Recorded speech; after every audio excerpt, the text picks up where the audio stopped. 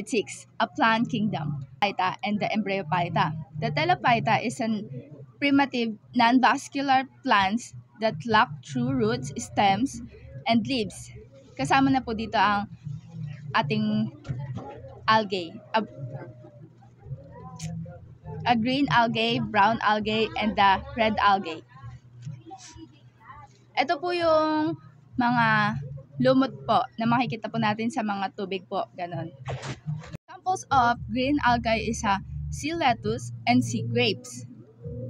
A brown algae examples is kombu and sea palm. The red algae examples is nori and Irish moss.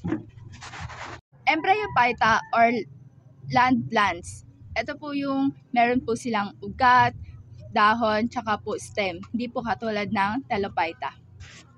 Ang Embryophyta daw po ay dinivide sa dalawa, which is ang non-vascular and the vascular plants.